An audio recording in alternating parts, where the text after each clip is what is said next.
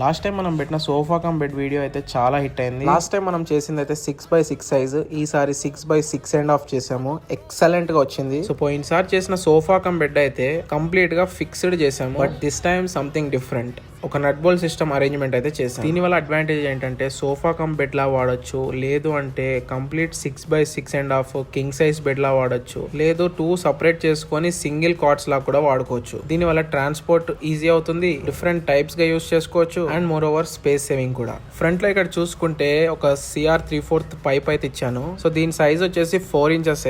ఇది కంప్లీట్ నట్ bolt fitting.